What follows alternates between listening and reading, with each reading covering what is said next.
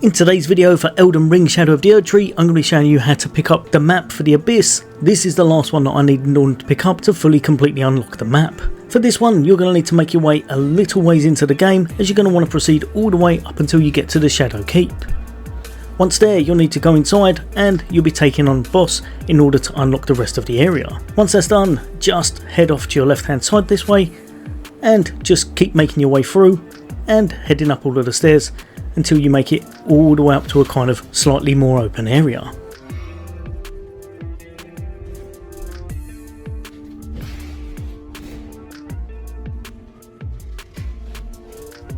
At this part there'll be a few different directions that you can go, and there's an absolute abundance of enemies trying to stab you, backstab you, hit you from all of the corners, so you definitely want to be a bit wary. But once you get to this area just here, you're going to want to keep going straight forward until you see a ladder just on the left hand side.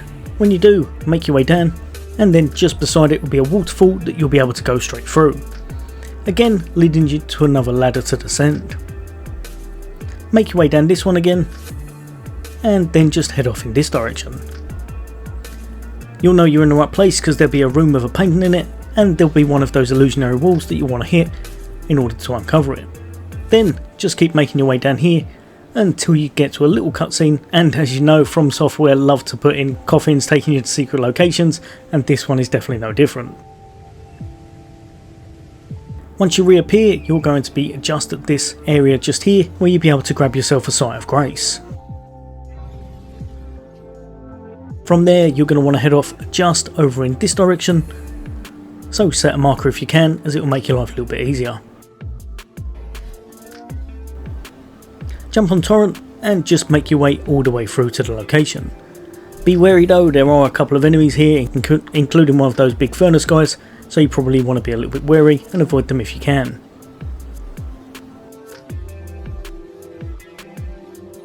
Eventually you're going to make your way all the way along until you see one of these, the first thing you're after, which is going to be another Sight of Grace. Once here, just keep bopping along on Torrent and heading forward on the kind of rocky side of this cliff area.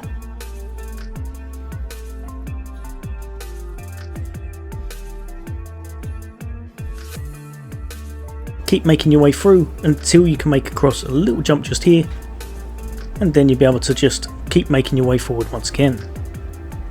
Honestly, it sounds complicated, it probably even looks a little bit complicated, but once you're doing the run it won't be so bad.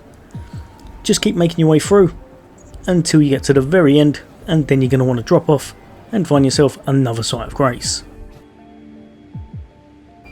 Once here, and I'm going to make the footage a little bit slower just so you can kind of see what's going on, you're going to be making your way, traversing along and kind of going down as much as you can the rocky area within. Don't worry, these jumps look really bad, but honestly I didn't take any damage within it, so you should be completely golden as long as you're going the same way I am. Just keep heading down this way, making your way off all of the edges as you go. You shouldn't really need to slow down and reevaluate any jumps, and after making it a little ways across, you're going to come to an area where you'll be able to jump down to a kind of lower area beneath.